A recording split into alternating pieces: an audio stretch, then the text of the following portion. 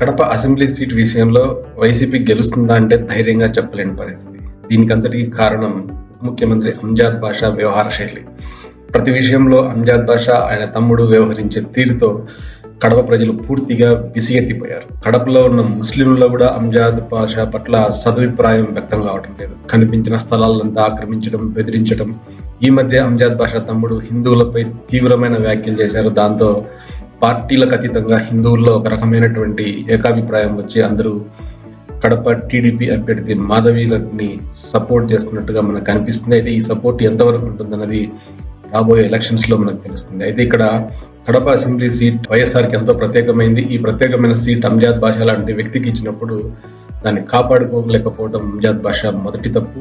ఎందుకంటే ఆయన కుటుంబ సభ్యులంతా కలిసి దొరికిన స్థలాన్ని అంతా ఆక్రమించి కడపలో ఒక వ్యతిరేకతను మూత్ర కట్టుకున్నారు. అంతేకాకుండా టీడీపీ అభ్యర్థి ఇప్పటికే ఒక రౌండ్ డబ్బులు పనిచేశారు. అవసరమైతే ఇంకొక 1000 రూపాయలు కూడా ఎలక్షన్స్ కంటే ఒక రోజు ముందు పంచడానికి రెడీగా ఉన్నారు. అంజాద్ బాషా మాత్రం గత 5 ఏళ్లలో సంపాదించిన డబ్బులు ఒక పైసా కూడా తీయకుండా జగన్ వేవ్ లో గెలుస్తాననే ఒక ధీమాతో ఉన్నాడు. అయితే ఇప్పటి వరకు వైసీపీ 60% కూడా నియోజకవర్గంలో డబ్బులు పంచలేదనేటువంటి వ్యాఖ్యలు వినిపిస్తున్నాయి. అయితే ఇంత జరిగినా కూడా అంజాద్ బాషా నిమ్మకు నీరెత్తినట్టుగా మనకి కనిపిస్తోంది.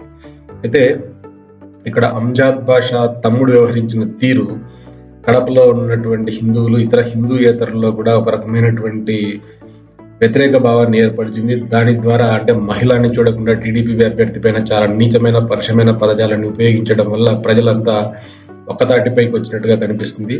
సో దీనివల్ల అంజాద్ బాషాకు ఏమైనా ఫలితం తారుమారయ్యేది ఉందా అంటే ఉందనే గట్టిగా సమాధానం వినిపిస్తుంది. అంతేకాకుండా అంజాద్ బాషా కడపలో వైసీపీకి సంబంధించిన ఇతర మతాలకు చెందిన వాళ్ళు ఎవరైనా సరిగ్గా పలకపోవడం కూడా ఒక పెద్ద తప్పులాగా కనిపిస్తుంది. ఎందుకంటే ఆయన కేవలం వాళ్ళు ఏ పార్టీ, ఆ పార్టీ టీడీపీనా వైసీపీనా అనేది చూడకుండా తన కమ్యూనిటీకి చెందిన వాళ్ళకి అన్ని రకాల పనులు చేశారు. తన కమ్యూనిటీకి చెందని వాళ్ళు అంటే తన కమ్యూనిటీకి చెందని వాళ్ళు ఈవెన్ వైసీపీ అయినా సరే వాళ్ళకి సరిగ్గా పనులు చేయకపోవడం వల్ల ఇవాళ వైసీపీ గడ్డు పరిస్థితిని ఎదుర్కొంటుంది. ఇన్ని తెలిసినా కూడా జగన్మోహన్ రెడ్డి మళ్ళీ అంజాద్ బాషాకి సీట్ ఇవ్వడం అనేది చాలా పెద్ద తప్పు.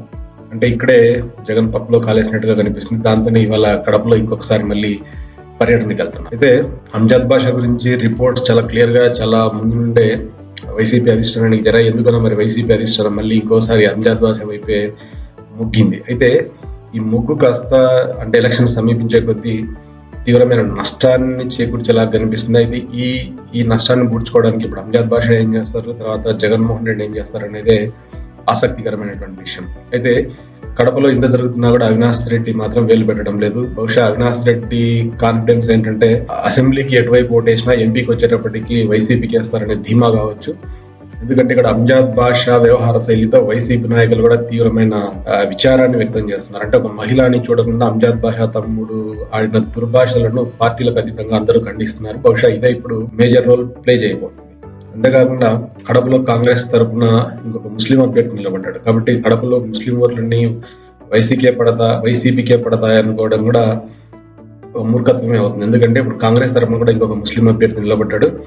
సో ఆ కాంగ్రెస్ అభ్యర్థి కూడా ఎన్నో కొన్ని ముస్లిం ఓట్లను కడపలో చీల్చే అవకాశం ఉంది. కాబట్టి ఏ విధంగా చూసినా కూడా అంజాద్ బాషాకి విజయం నల్లేరు మీద నడక కాదు అనే మాటలే సర్వత్రా వినిపిస్తున్నాయి. కాబట్టి అంజాద్ బాషా ఈ 2-3 రోజుల్లో మేల్కోకపోతే తీవ్రమైన పరిణామాలను ఎదుర్కోవాల్సి వస్తుంది. అంతేకాకుండా కడప సీట్ అనేది వైఎస్ జగన్మోహన్ రెడ్డికి చాలా ప్రెస్టేజ్ తో కూడుకున్నది. ఎందుకంటే కడప 4-5 పర్యాయాల నుంచి వైసీపీ ఎప్పుడు గెలుస్తుంది. ఒకవేళ కడపలో ఓడిపోతే మాత్రం వైఎస్ జగన్మోహన్ రెడ్డి చాలా మందికి ఆన్సర్ చెప్పుకోవాల్సిన పరిస్థితి ఏర్పడచ్చు.